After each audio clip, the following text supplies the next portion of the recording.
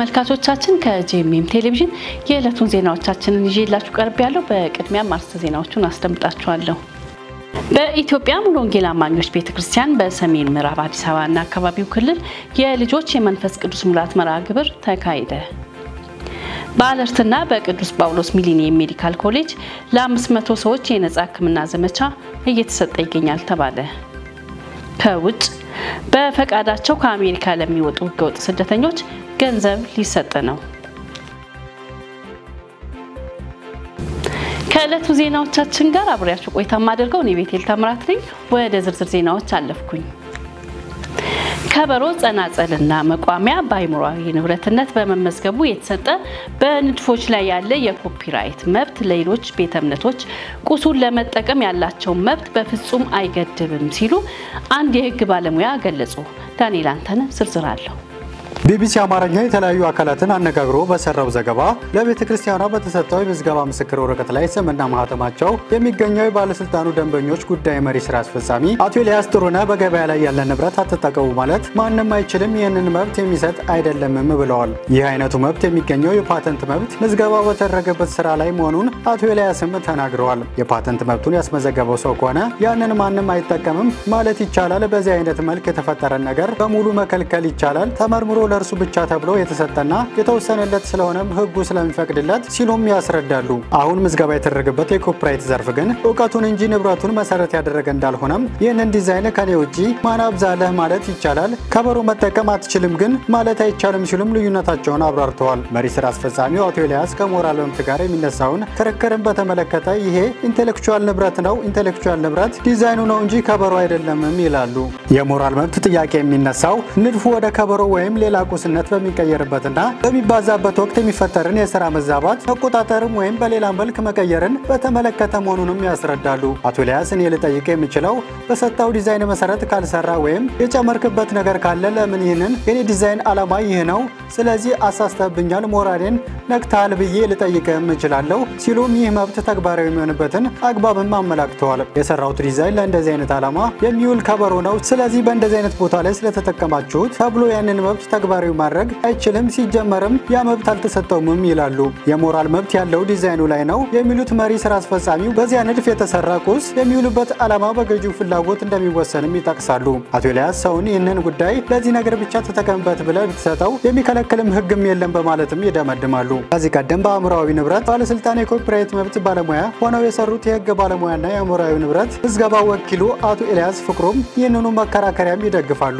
የህግ ባለሙያው በንድፎቹ ላይ ያለ የኮፒራይት መብት ሌሎች ቤተ እምነቶች ቁሱን ለመጠቀም ያላቸውን መብት በፍጹም አይገድብም ይላሉ። አሁን የተሰጠው የምዝገባ ምስክር ወረቀት በተለይ የኮፒራይት ምዝገባ ነው። ይሄ የኮፒራይት ምዝገባ ደግሞ የተዘገበውን ቁስ መጠቀምን አገልግሎት ላይ መዋልን ክልከላ የሚጥል አይደለም፣ ህትመት ማሰራጨት ከማባዛት ጋር የተያያዘ ነው ሲሉም ተመሳሳይ ሀሳብ አንስተዋል። ዘገባውን ከቢቢሲ አማርኛ ያገኘ ነው።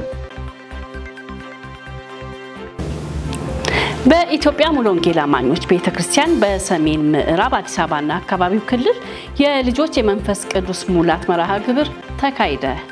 በአዋሽ ሜዳ ክላስተር በታጠቅ ጉጂ አጥቢያ ቤተክርስቲያን የልጆች ኮንፈረንስ ወይንም የልጆች አንድነት ጊዜ ተካሂዷል።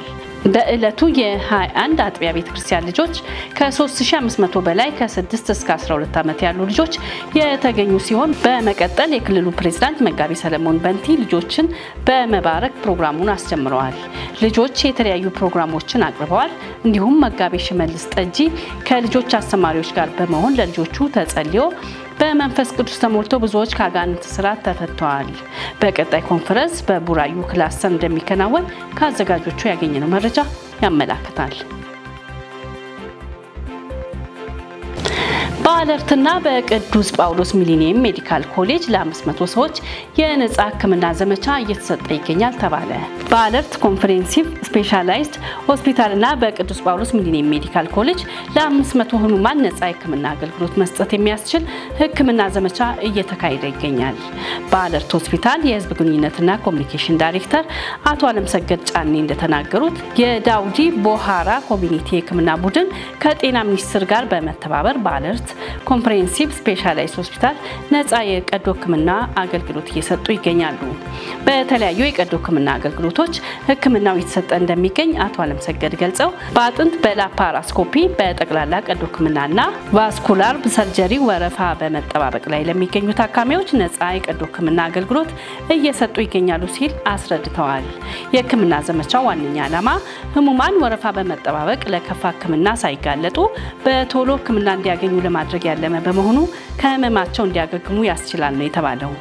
ቡድኑ በ3 ተከታታይ ቀናት ቆይታቸው ውስጥ ከሚያዝያ 27 እስከ ሚያዝያ 9 2017 ዓ.ም ከ500 ለሚደርሱ ታካሚዎች ነፃ የሕክምና አገልግሎት እንደሚሰጥ ተገልጿል። መረጃው የዳጉ ጆርናል ነው። ኢትዮጵያ በአገራችን እንዲሁም በምስራቅ አፍሪካ ደረጃ የመጀመሪያ የሆነ ዓለም አቀፍ የቴክኖሎጂ ኤክስፖ ከግንቦት 8 እስከ ግንቦት 10 2017 ዓ.ም በአዲስ አበባ አዲስ ዓለም አቀፍ ኮንቬንሽን ማዕከል ታካሂዳለች ተባለ።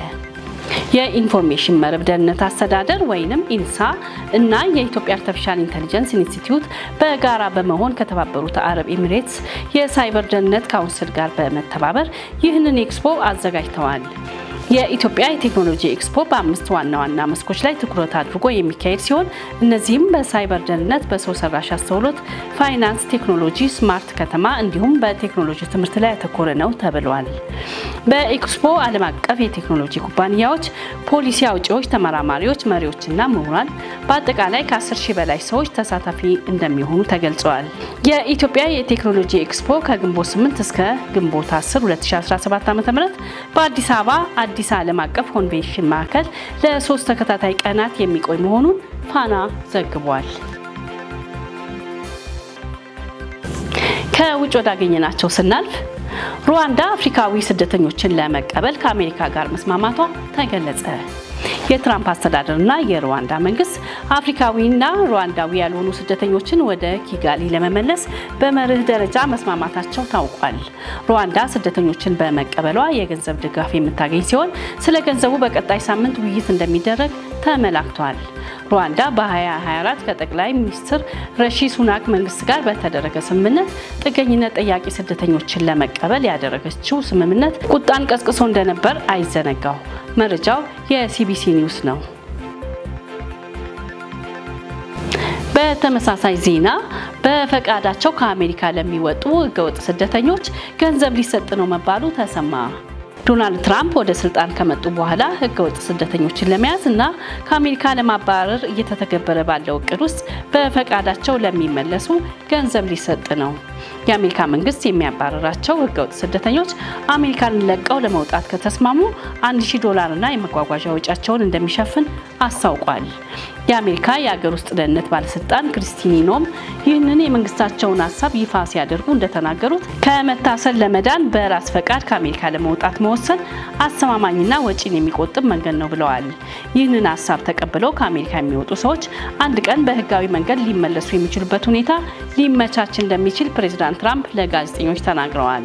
ዶናልድ ትራምፕ ባለፈው ጥር ወር ወደ ስልጣን ከተመለሱ ወዲህ አወዛጋቢውን በጦርነት ጊዜ ጥቅም ላይ የሚውለውን ህግ ጨምሮ የተለያዩ ዘዴዎችን በመጠቀም ህገወጥ ስደተኞችን ማሰርና ከሀገራቸው ማስወጣት ጀምረዋል። ነገር ግን አንዳንዶቹ እርምጃዎቻቸው ህጋዊ ጥያቄ ተነስቶባቸዋል። አሁን በቀረበው በራስ ፈቃድ ገንዘብ ተሰጥቷቸው ከአሜሪካ ለመውጣት የሚመዘገቡ ሰዎች በኢሚግሬሽን ህግ አስከባሪዎች ተይዘው ከሚታሰሩት መካከል እንዳይካተቱ እንደሚደረግ የሀገር ውስጥ ደህንነት መስሪያ ቤት ባሰራጨው ጋዜጣዊ መግለጫ ላይ ጠቅሷል። ዘገባው የቢቢሲ ነው። ተመልካቾች የዕለቱን ዜናዎች ከማብቃቴ በፊት አርዕስተ ዜናዎቹን ላስታውሳችሁ። በኢትዮጵያ ሙሉ ወንጌል አማኞች ቤተክርስቲያን በሰሜን ምዕራብ አዲስ አበባና አካባቢው ክልል የልጆች የመንፈስ ቅዱስ ሙላት መርሃ ግብር ተካሄደ። በአለርትና በቅዱስ ጳውሎስ ሚሊኒየም ሜዲካል ኮሌጅ ለ500 ሰዎች የነጻ ሕክምና ዘመቻ እየተሰጠ ይገኛል ተባለ። ከውጭ በፈቃዳቸው ከአሜሪካ ለሚወጡ ህገወጥ ስደተኞች ገንዘብ ሊሰጥ ነው። ተመልካቾች ለዛሬ ያዝናቸው ዜናዎቻችን ይህን ይመስሉ ነበር። አብሬያችሁ ቆይታ ያደረኩት እኔ ቤቴል ታምራት ከአዘጋጆቹ ነጻነት ዋቁማና ዳንኤል አንተነጋ ቆይታ አድርገን ነበር። ከቀሪ ጄኤምኤም ቴሌቪዥን ጋር እንድትሆኑ በአክብሮት ጋበዝኩኝ። ሰላም ሁኑ።